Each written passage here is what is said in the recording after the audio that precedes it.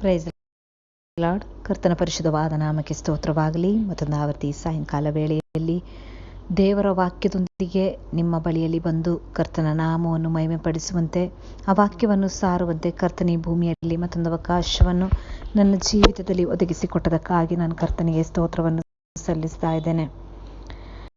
ಇವತ್ತು ನನಗೆ ದೇವರ ಆತ್ಮನು ನಿಮ್ಮೊಟ್ಟಿಗೆ ಮಾತನಾಡಲಿಕ್ಕೆ ಕೊಟ್ಟಂಥ ಒಂದು ವಾಕ್ಯದ ಭಾಗ ಪ್ರಲಾಪಗಳ ಪುಸ್ತಕ, ಅದರ 3ನೇ ಅಧ್ಯಾಯ 55, 56, 57ನೇ ವಾಕ್ಯಗಳು.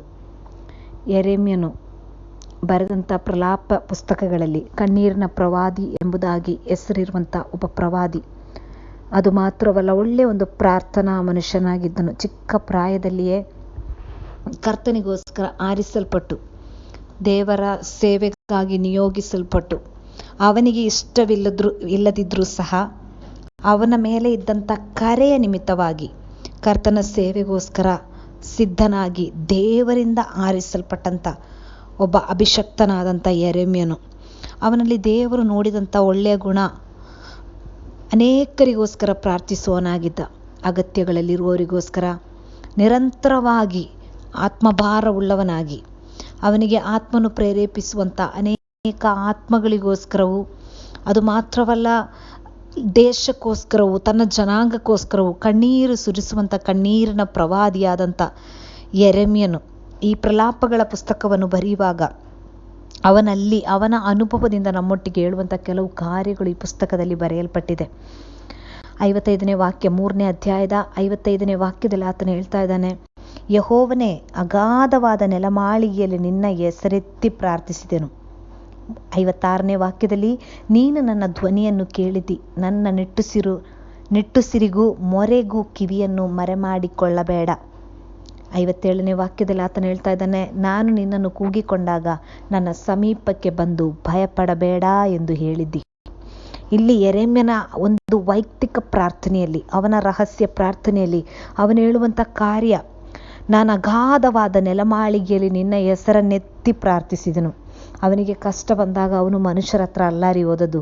ಅವನ ಜೀವಿತದಲ್ಲಿ ಸಮಸ್ಯೆಗಳು ಬಂದಾಗ, ವಿಪರೀತವಾದ ಕೆಲವು ದುಃಖದ ವೇಳೆಗಳಲ್ಲಿ, ಇತರರು ಯಾರು ಆಶ್ವಾಸ ಕೊಡಲಿಕ್ಕೆ ಇಲ್ಲದ ಸಮಯದಲ್ಲಿ, ಅವನಿಂದ ಸಹಿಸಲಿಕ್ಕಾಗದ ಅಂತಹ ಕಠಿಣವಾದ ದುಃಖಗಳು, ಪ್ರಯಾಸಗಳು ಜೀವಿತದಲ್ಲಿ ಬಂದಾಗ, ಒಳ್ಳೆಯ ಪ್ರಾರ್ಥನಾ ಮನುಷ್ಯನಾದಂಥ ಯೆರೆಮೀಯನು ನಮಗೆ ಹೇಳುವಂಥ ಒಂದು ಕಾರ್ಯ, ಅವನು ಲೋಕ ಮನುಷ್ಯರನ್ನು ಆಶ್ರಯಿಸದೆ, ಯಾರ ಬಳಿಗೂ ತನ್ನ ಆಶ್ರಯವನ್ನು ಯಾರ ಹತ್ರನೂ ಹೇಳಿಕೊಳ್ಳದೆ, ತನ್ನ ಅಗತ್ಯತೆಗಳನ್ನು, ತನ್ನ ಕೊರತೆಯನ್ನು, ತನ್ನ ಹೃದಯದಲ್ಲಿರೋ ದುಃಖವನ್ನು ಮನುಷ್ಯರ ಮುಂದೆ ಅವನು ಬಹಿರಂಗಪಡಿಸದೆ ಅವನು ಮಾಡಿದ ಕಾರ್ಯಗಳು, ಅಗಾಧ ಮಾಳಿಗೆಯಲ್ಲಿ ಹೋಗಿ ಯೆಹೋವನ ಹೆಸರನ್ನೆತ್ತಿ ಅವನು ಪ್ರಾರ್ಥನೆ ಮಾಡಿದ. ಅವನು ದೇವರೊಟ್ಟಿಗೆ ವೈಯಕ್ತಿಕವಾಗಿ ಕೆಲವು ಸಮಯಗಳನ್ನು ಕಳೀಲಿಕ್ಕಾಗಿ ತೀರ್ಮಾನಿಸಿದ. ಒಳ್ಳೆಯ ಒಂದು ಪ್ರಾರ್ಥನಾ ಮನುಷ್ಯರಿ.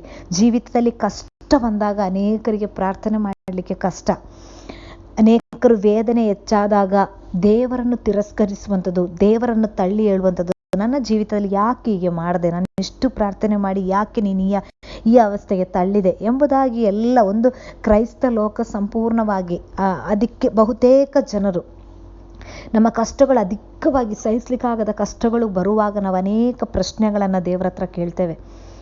ಆದರೆ ಇಲ್ಲಿ ಭಕ್ತನಾದಂಥ ಯೆರೆಮೀಯನು ಮಾಡಿದ ಕಾರ್ಯ, ಅವನ ಜೀವಿತದಲ್ಲಿ ವಿವಿಧವಾದ ಸಮಸ್ಯೆಗಳು ಬಂದಾಗ, ಇತರರ ಕುರಿತಿರುವಂಥ ದುಃಖ, ಇತರರ ಆತ್ಮಗಳ ಕುರಿತಿರುವ ದುಃಖ, ಅವನ ಜೀವಿತದಲ್ಲಿ ಅನೇಕ ವಿಧವಾದಂಥ ಪ್ರತಿಕೂಲಗಳಲ್ಲಿ ಅವನು ಹಾದು ಹೋದಾಗ ಅವನು ಮಾಡಿದ ಕಾರ್ಯ ಏನೆಂಬುದಾಗಿ ಕೇಳಿದರೆ, ಒಳಗಡೆ ದುಃಖ ಅಧಿಕವಾದಾಗ ಅವನ ಆಶ್ರಯಿಸ್ಲಿಕ್ಕಾಗಿ ಯಾವ ಮನುಷ್ಯರನ್ನೋ, ಯಾವ ಸೈಕಾಲಜಿಸ್ಟನ್ನೋ, ಯಾರನ್ನು ಹುಡುಕಿ ಅವನು ಹೋಗಲಿಲ್ಲ. ಅವನು ಮಾಡಿದ ಕಾರ್ಯ, ಅವನ ರಹಸ್ಯ ಪ್ರಾರ್ಥನಾ ಕೋಣೆ, ಅಗಾಧವಾದ ಪ್ರಾರ್ಥನಾ ಕೋಣೆಯಲ್ಲಿ, ನೆಲಮಾಳಿಗೆಯ ಪ್ರಾರ್ಥನಾ ಕೋಣೆಯಲ್ಲಿ ಅವನೇನು ಮಾಡಿದ, ದೇವರ ಹೆಸರೆತ್ತಿ ಹೇಳಿ, ಅವನು ದೇವರನ್ನು ಕೂಗಿ, ದೇವರನ್ನು ಕರೆದು, ಯಾರಿಗೂ ಗೊತ್ತಾಗದ ಹಾಗೆ, ಯಾರ ಮುಂದೆ ಹೇಳಿಕೊಳ್ಳದ ಹಾಗೆ ಅವನು ದೇವರೊಟ್ಟಿಗೆ ಅವನ ಕಷ್ಟಗಳನ್ನು ಅವನು ತೆರೀಲಿಕ್ಕೆ ಆರಂಭಿಸಿದ. ಅವನ ದುಃಖಗಳನ್ನು ಹೃದಯ ಬಿಚ್ಚಿ ಅವನು ದೇವರ ಹತ್ರ ಕೂಗ್ಲಿಕ್ಕಾಗಿ ಆರಂಭಿಸಿದ. ಅವನ ಪ್ರಾರ್ಥನೆ, ಅವನು ಹೇಳುವಂಥ ಕಾರ್ಯ, ದೇವರೇ, ನಾನು ಆ ರೀತಿಯ ಹೆಸರೆತ್ತಿ ನಿನ್ನನ್ನು ಕೂಗಿದೆ ಅಲ್ಲ, ನಾನು ಹೆಸರೆತ್ತಿ ನಿನ್ನನ್ನು ಕೂಗಿದೆ ಅಲ್ಲ, ನನ್ನ ದುಃಖ ಅಧಿಕವಾದಾಗ, ಹೃದಯದಲ್ಲಿ ವೇದನೆ ತುಂಬಿದಾಗ, ನಾನು ಅಗಾಧ ಸ್ಥಳದಲ್ಲಿ ನಿನ್ನ ಹೆಸರನ್ನೆತ್ತಿ ಕೂಗಿದಾಗ 56ನೇ ವಾಕ್ಯ ಹೇಳ್ತದೆ, ನೀನು ನನ್ನ ಧ್ವನಿಯನ್ನು ಕೇಳಿದಿ, ನನ್ನ ನಿಟ್ಟುಸಿರಿಗೂ ಮೊರೆಗೂ ಕಿವಿಯನ್ನು ಮರೆಮಾಡಿಕೊಳ್ಳಲಿಲ್ಲ. ಯಾರು ಕರ್ತನ ಸನ್ನಿಧಾನದಲ್ಲಿ ಹೃದಯದಲ್ಲಿ ದುಃಖ ಹೆಚ್ಚಾದಾಗ, ಪ್ರಾರ್ಥನೆ ಮಾಡುವಂಥ ಯಾವ ಸನ್ನಿವೇಶಗಳು ನಮಗಿಲ್ಲದೆ ಇದ್ದಾಗ, ಸುತ್ತಲಿರುವವರೆಲ್ಲ ಪ್ರತಿಕೂಲವಾಗಿ ಮಾರ್ಪಡುವಾಗ, ಎಲ್ಲರೂ ವಿರೋಧಿಗಳಾಗುವಾಗ, ಸಹಿಸ್ಲಿಕ್ಕಾಗದ ಕೆಲವು ವೇದನೆಗಳಲ್ಲಿ, ಇತರರಿಗೆ ಹೇಳಿಕೊಳ್ಳಿಕ್ಕಾಗದ ಕೆಲವು ವೇದನೆಗಳಲ್ಲಿ ನಾವಾಗಿ ಕಷ್ಟಪಟ್ಟು ನಾವು ಜೀವನವನ್ನು ಮುಂದಕ್ಕೆ ತೆಗೆದುಕೊಂಡು ಹೋಗುವಾಗ, ಆ ಸಮಯಗಳಲ್ಲಿ ಕಳವಳಗೊಳ್ಬೇಡ್ರಿ. ನಿಮ್ಮನ್ನ ಪರಿಸ್ಥಿತಿಯಲ್ಲಿ ದೇವರು ಹಾದು ಹೋಗುವ ಹಾಗೆ ಮಾಡಿದ್ರೆ ಅದರಲ್ಲೂ ಕರ್ತನಿಗೆ ಕೆಲವು ಉದ್ದೇಶಗಳಿದೆ. ಇದನ್ನು ಅರ್ಥ ಮಾಡಿಕೊಂಡಂತ ಯೆರೆಮೀಯ ಯಾವ ಕಂಪ್ಲೇಂಟಿಗೂ ನಿಲ್ಲಿಲ್ಲ, ಯಾವ ದೂರ ಹೇಳಲಿಕ್ಕೂ ಅವನು ನಿಲ್ಲಿಲ್ಲ. ಅವನು ಕರ್ತನ ಹತ್ರ ಹೋಗಿ ಆ ಅಗಾಧವಾದಂಥ ನೆಲಮಾಳಿಗೆಯಲ್ಲಿ ಆತನು ಹೋಗಿ ಜೋರಾಗಿ ದೇವರ ಹೆಸರೆತ್ತಿ ಅವನು ಕೂಗ್ಲಿಕ್ಕೂ ಅವನು ಪ್ರಾರ್ಥಿಸ್ಲಿಕ್ಕೂ ಅವನು ಆರಂಭಿಸಿದ. ಆಗ ದೇವರು ಮಾಡಿದ ಕಾರ್ಯ ಏನು ಗೊತ್ತಾ?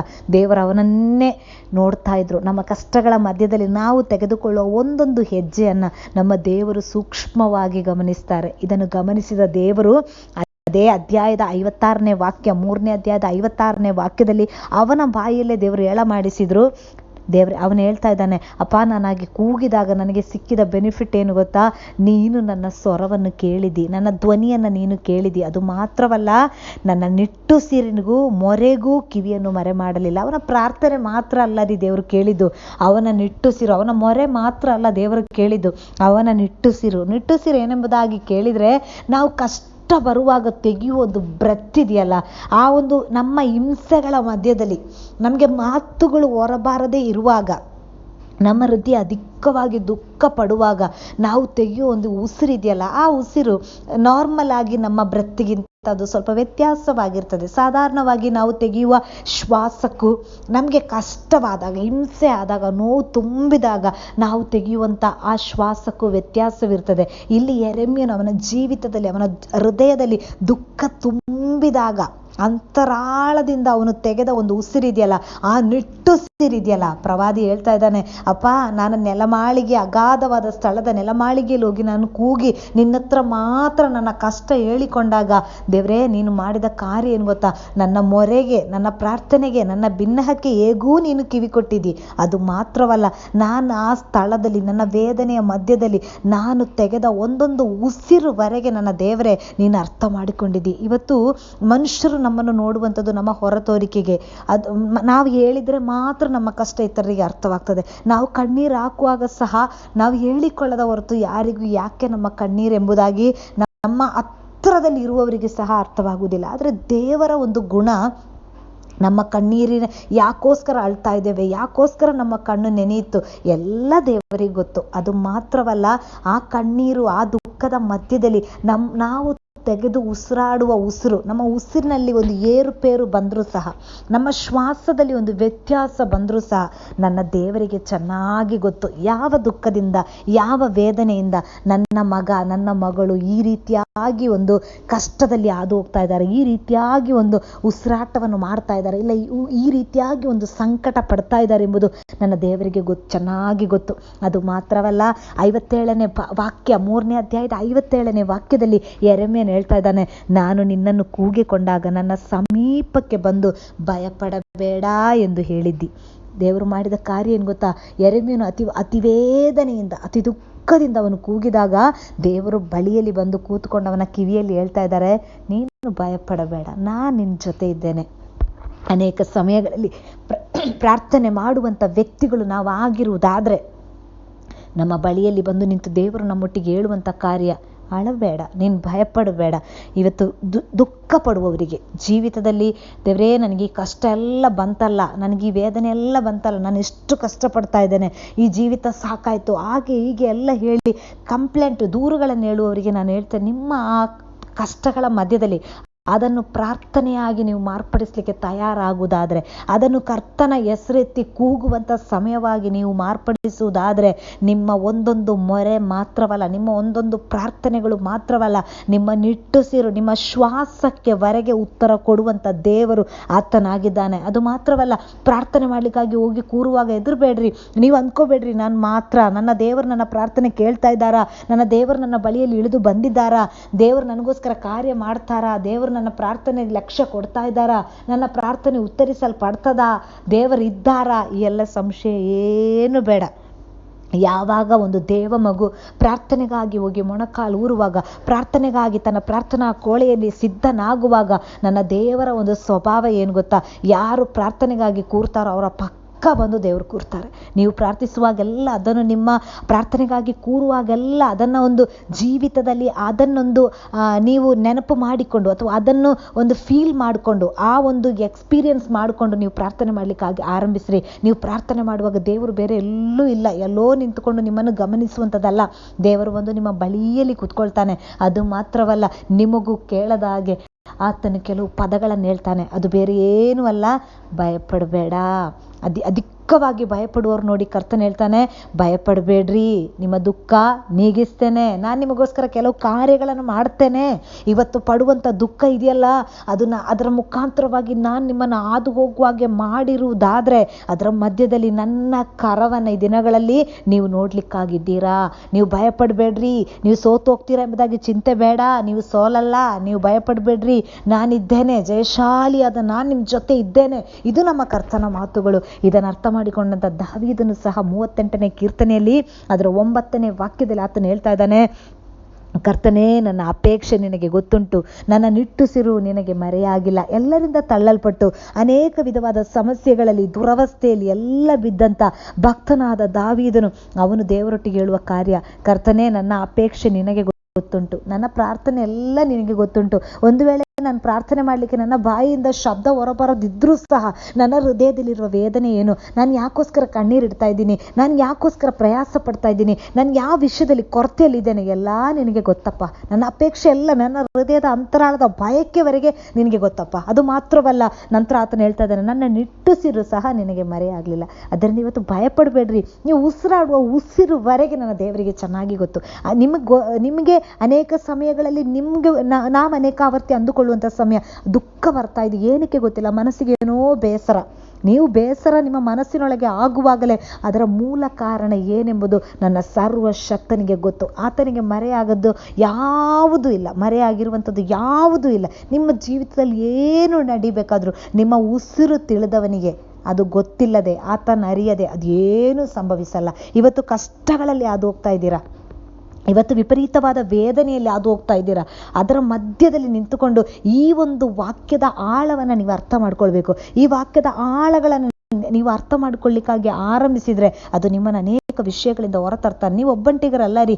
ದುಃಖ ಪಡುವಾಗ, ವೇದನೆ ಪಡುವಾಗ, ಕಣ್ಣೀರು ಹಾಕುವಾಗ, ಜೀವಿತದ ಸಂಕಷ್ಟಗಳಲ್ಲಿ ಅನೇಕ ವಿಧವಾದ ಕನ್ಫ್ಯೂಷನ್ಗಳಲ್ಲಿ ನೀವು ಹೋಗುವಾಗ ಅದೆಲ್ಲ ದೇವರಿಗೆ ಗೊತ್ತು. ನಿಮ್ಮ ನಿಟ್ಟುಸಿರು ಆತನಿಗೆ ಗೊತ್ತು, ನಿಮ್ಮ ಬ್ರೆತ್ ಆತನಿಗೆ ಗೊತ್ತು, ನೀವು ತೆಗೆದುಕೊಳ್ಳುವ ಉಸಿರು ಆತನಿಗೆ ಗೊತ್ತು. ನಿಮ್ಮ ಮೊರೆ ಇಡುವಾಗ ನಿಮ್ಮ ಪಕ್ಕದಲ್ಲಿ ಬಂದ ಆತನು ನಿಂತಿದ್ದಾನೆ.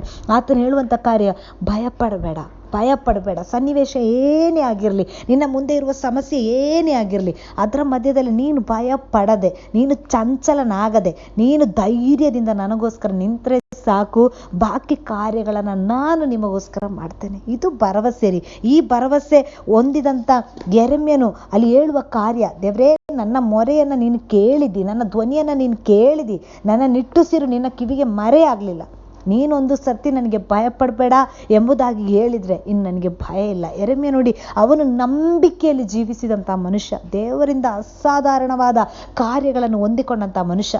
ಆತನು ಹೇಳ್ತಾ ಇದ್ದಾನೆ, ಪ್ರಾರ್ಥನೆ ಮಾಡುವಾಗೆಲ್ಲ ದೇವರು ನನ್ನ ಸಮೀಪ ಇಳಿದು ಬಂದು ನನ್ನೊಟ್ಟಿಗೆ ಭಯಪಡಬೇಡ ಎಂಬುದಾಗಿ ಆತನು ಹೇಳ್ತಾನೆ. ಇವತ್ತು ಜೀವಿತದ ಅನೇಕ ಸನ್ನಿವೇಶಗಳಲ್ಲಿ ಭಯಪಟ್ಟು ಮುಂದೆ ಹೇಗೆ, ನನ್ನ ನಾಳೆ ಹೇಗೆ ಬದುಕಲಿ, ಹೇಗೆ ಈ ಜೀವಿತ ಒಮ್ಮೆ ಬದುಕಿ ಮುಗಿಸ್ಲಿ ಎಂಬುದಾಗಿ ಎಲ್ಲ ಜೀವಿತದಲ್ಲಿ ದುಃಖ ಇದೆಯಾ, ಅದೆಲ್ಲ ನಿಮ್ಮ ನಿಟ್ಟುಸಿರ, ಅದೆಲ್ಲ ನಿಮ್ಮ ಗೋಳ.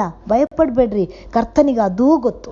ಈ ದಿನಗಳು ಸಹ ಆತನು ಶುಭ ದಿನಗಳಾಗಿ ಮುಂದೆ ಮಾರ್ಪಡಿಸ್ಲಿಕ್ಕಾಗಿದ್ದಾನೆ. ಇವತ್ತು ನೀವು ಎಷ್ಟು ಕಷ್ಟದಲ್ಲಿ ಹಾದು ಹೋಗ್ತಾ ಇದ್ರು, ನಾಳೆ ನಿಮ್ಮ ಸುಖಗಳು ಅದಕ್ಕಿಂತ ಅಧಿಕವಾಗಿರ್ತದೆ. ನಾವಿವತ್ತು ಕಷ್ಟಪಟ್ಟ, ಪ್ರಯಾಸಪಟ್ಟ ಪ್ರತಿಯೊಂದು ಕಾಲಕ್ಕೆ ತಕ್ಕ ಹಾಗೆ ನನ್ನ ದೇವರು ನಮ್ಮನ್ನು ಆಶೀರ್ವದಿಸುವ ದಿನಗಳು ಬಹು ಸಮೀಪವಾಗಿದೆ. ನಮ್ಮ ಕಣ್ಣೀರು, ಒಂದೊಂದು ತೊಟ್ಟು ಕಣ್ಣೀರು, ನಾವು ಹಾಕುವಂಥ ಒಂದೊಂದು ತೊಟ್ಟು ಕಣ್ಣೀರುಗಳು ವ್ಯರ್ಥವಲ್ಲ ರೀ. ಕೀರ್ತನೆಗಾರನು ಹೇಳ್ತಾ ಇದ್ದಾನೆ, ಆತನ ಅದನ್ನೆಲ್ಲ ತನ್ನ ಬುದ್ದಲಿಯಲ್ಲಿ ಹಾಕಿಟ್ಟಿದ್ದಾನೆ. ಅದಕ್ಕೋಸ್ಕರ ಉತ್ತರ ಕೊಡುವ ದಿನಗಳು. ಯಾವ ವಿಷಯಕ್ಕೋಸ್ಕರ ನಾವು ಕಣ್ಣೀರು ಹಾಕಿದ್ರು ಸಹ, ಯಾವುದೇ ನಮ್ಮ ವೇದನೆಯ ವಿಷಯವಾಗಿದ್ರೂ ಸಹ, ನನ್ನ ದೇವರ ಕಣ್ಣೀರನ್ನೆಲ್ಲ ತನ್ನ ಬುದ್ದಲಿಯಲ್ಲಿ ಹಾಕಿ ಇಟ್ಟು ತಕ್ಕ ತಕ್ಕ ಸಮಯದಲ್ಲಿ ನಾವು ಸಹ ಅನೇಕಾವರ್ತಿ ಅಂದುಕೊಳ್ಳದ ಸಮಯಗಳು ನಮ್ಮ ಬಿಡುಗಡೆಯ ಸಮಯವಾಗಿರ್ತದೆ. ಅಕಸ್ಮಾತ್ತಾಗಿ ದೇವರು ಯಾವಾಗ ತನ್ನ ಬಿಡುಗಡೆ ನಮ್ಮ ಮೇಲೆ ಕಳಿಸ್ಬೇಕೆಂಬುದಾಗಿ ಪ್ಲಾನ್ ಮಾಡಿ ಇಟ್ಟಿದ್ದಾನೋ ಅದನ್ನು ಈ ಲೋಕದ ಯಾವ ಶಕ್ತಿಗಳೋ ಮನುಷ್ಯರೋ ಬದಲಾಯಿಸಲಿಕ್ಕೆ ಸಾಧ್ಯವಿಲ್ಲ. ಕರ್ತನು ನೇಮಿಸಿದ ಸಮಯದಲ್ಲಿ ಅದ್ಭುತ ಬಿಡುಗಡೆಯನ್ನು ದೇವರು ನಮ್ಮ ವಿಷಯದಲ್ಲಿ ಕೊಡ್ತಾನೆ. ದೇವರು ನಮ್ಮನ್ನು ಕೈ ಬಿಡುವುದಿಲ್ಲ. ನಾವು ಪ್ರಾರ್ಥನೆ ಮಾಡುವಾಗೆಲ್ಲ ಹತ್ರ ಬಂದು ಆತನು ಹೇಳುವ ಶಬ್ದ ಅದೇ, ಭಯಪಡಬೇಡ, ಭಯಪಡಬೇಡ, ಭಯಪಡಬೇಡ. ಇವತ್ತು ಭಯಪಡಿಸುವ ಯಾವ ವಿಷಯಗಳಾದ್ರು ಆ ವಿಷಯದ ಮಧ್ಯದಲ್ಲಿ ನಿಂತು ಹೇಳ್ರಿ, ನನ್ನ ದೇವರು ಹೇಳಿದ್ದಾನೆ ಭಯಪಡಬೇಡ, ನನ್ನ ದೇವರು ಹೇಳಿದ್ದಾನೆ ಭಯಪಡಬೇಡ. ನಿಮ್ಮ ಪ್ರಾರ್ಥನಾ ಕೋಣೆಗಳಲ್ಲಿ ಅನೇಕ ಸಮಯಗಳಲ್ಲಿ ನೀವು ಕೇಳದೇ ಇರ್ಬೋದು ಆ ಶಬ್ದ, ವೈಯಕ್ತಿಕವಾಗಿ ನಿಮ್ಗದು ಫೀಲ್ ಮಾಡ್ಲಿಕ್ಕೆ ಆಗಿರ್ಲಿಕ್ಕಿಲ್ಲ. ಆದ್ರೂ ನಾನು ಈ ವಾಕ್ಯದ ನೆರಳಲ್ಲಿ ನಿಂತು ಹೇಳ್ತಾ ಇದ್ದಾನೆ, ಕರ್ತನ್ ನಿಮ್ಮ ಬಳಿಯಲ್ಲಿ ಕೂತು ಹೇಳ್ತಾ ಇದ್ದಾನೆ, ಭಯಪಡಬೇಡ, ನೀನು ಭಯಪಡಬೇಡ. ನಿನ್ನ ವಿಷಯ ಏನೇ ಆಗಿದ್ರು, ಎಷ್ಟು ಕಠಿಣವಾದ್ರು, ಎಷ್ಟು ಘೋರವಾಗಿರುವುದಾದ್ರು, ನಾನು ಜಯಿಸಿದ್ದೇನೆ, ನಿನ್ನನ್ನು ಜಯಿಸುವ ಹಾಗೆ ಮಾಡೇ ಮಾಡ್ತೇನೆ. ಇದು ನಮ್ಮ ಕರ್ತನ ನುಡಿ. ಭಯಪಡಬೇಡ್ರಿ. ದೇವರು ಹೇಳಿದ ಮೇಲೆ ಮತ್ತೆ ಈ ಭೂಮಿಯಲ್ಲಿ ಯಾರಿಗೂ ನಾವು ಭಯಪಡುವ ಅಗತ್ಯವಿಲ್ಲ. ಕರ್ತನ ಸನ್ನಿಧಾನದಲ್ಲಿ ನೀವು ನಿಮ್ಮ ವಿಷಯಗಳಿಗಾಗಿ ಕಣ್ಣೀರು ಹಾಕಿರುವುದಾದರೆ ನೀವು ನೀತಿವಂತರಾಗಿ ನಿಂತರೆ ಸಾಕು, ನೀವು ಕರ್ತನಿಗೆ ಯೋಗ್ಯವಾಗಿ ನಿಂತರೆ ಸಾಕು. ನಿಮ್ಮ ವಿಷಯಗಳನ್ನು ಆತ ನೋಡಿಕೊಳ್ತಾನೆ. ಇವತ್ತು ಅನೀತಿ ಆಗಿದೆಯಾ ಜೀವಿತದಲ್ಲಿ? ದೇವರೇ, ನಂಗೊಂದು ನೀತಿ ಇಲ್ವಾ? ನನ್ನ ವಿಷಯದಲ್ಲಿ ನೀನು ಕಾರ್ಯ ಮಾಡಲ್ವಾ? ನನ್ನ ವಿಷಯದಲ್ಲಿ ಒಂದು ನ್ಯಾಯ ನೀನು ಒದಗಿಸಲ್ವಾ? ಈ ರೀತಿಯಾದ ದುಃಖ ನಿಮ್ಮಲ್ಲಿದೆಯಾ? ಅನೇಕ ಸಮಯಗಳಲ್ಲಿ ನ್ಯಾಯ ನೀತಿ ಸಿಗದೆ ಅನೇಕ ವಿಷಯಗಳಲ್ಲಿ ಕಳವಳಗೊಂಡು ಗೊಂದಲಗೊಂಡವ್ರು ನೀವಾ? ಭಯಪಡ್ಬೇಡ್ರಿ. ಕರ್ತ ನಿಮ್ಮ ಸಮೀಪ ನಿಂತು ಹೇಳ್ತಾ ಇದ್ದಾನೆ, ನಿಮ್ಮ ಮೊರೆಯನ್ನು ಕೇಳಿ, ನಿಮ್ಮ ನಿಟ್ಟುಸಿರನ್ನು ನೋಡಿ ಆತ ನಿಮ್ಮ ಬಳಿಯಲ್ಲಿ ಬಂದು ಹೇಳ್ತಾ ಇದ್ದಾನೆ, ಭಯಪಡ್ಬೇಡ್ರಿ, ಭಯಪಡ್ಬೇಡ್ರಿ. ದೇವರು ನಿಮಗೋಸ್ಕರ ಕಾರ್ಯ ಮಾಡ್ತಾನೆ. ದಿನಗಳಲ್ಲಿ ಅದ್ಭುತ ದಿನಗಳಾಗಿ ಕರ್ತನ ಮಾರ್ಪಡಿಸ್ತಾನೆ. ಪ್ರಾರ್ಥಿಸುವ. ಪರಿಶುದ್ಧನಾದ ನಮ್ಮ ಸ್ವರ್ಗೀಯ ತಂದೆಯಾದ ಕರ್ತನೆ, ಒಳ್ಳೆ ವೇಳೆಗಾಗಿ ಸ್ತೋತ್ರ. ಕೇಳಿದ ವಾಕ್ಯದ ಮುಂದೆ ನಮ್ಮನ್ನು ಸಮರ್ಪಿಸಿ ಕೊಡ್ತಾ ಇದ್ದೇವೆ. ಈ ವಾಕ್ಯ ನಮ್ಮ ಜೀವಿತದಲ್ಲಿ ಒಂದು ಬಿಡುಗಡೆಯಾಗಿ ಮಾರ್ಪಡಲಿ ಅಪ್ಪ. ನಮ್ಮ ವಿಷಯಗಳ ಮಧ್ಯದಲ್ಲಿ ಅಸಾಧಾರಣ ದೇವ ಸಾನ್ನಿಧ್ಯವಾಗಿ ಮಾರ್ಪಡಲಿ. ನೀನು ನಮ್ಮ ಪ್ರಾರ್ಥನೆ ಕೇಳ್ತಾ ಇದೆಯಾ? ಆ ಭರವಸೆ ನಮ್ಮಲ್ಲಿ ಕೊಟ್ಟದಕ್ಕಾಗಿ ಸ್ತೋತ್ರ. ನಮ್ಮನ್ನೊಟ್ಟಾಗಿ ಆಶೀರ್ವದಿಸು. ನಾವಾಗಿರುವ ಸನ್ನಿವೇಶಗಳ ಮುಂದೆ ಅಪ್ಪ ನಾವು ಭಯಪಡುವುದಿಲ್ಲ ಕರ್ತನೆ. ನೀನು ನಮ್ಮೊಟ್ಟಿಗಿದ್ದೀಯಾ, ಅದನ್ನು ಮತ್ತೊಂದು ಆವರ್ತಿ ಸಾಬೀತುಪಡಿಸಿದಕ್ಕಾಗಿ ನಿನಗೆ ಸ್ತೋತ್ರ.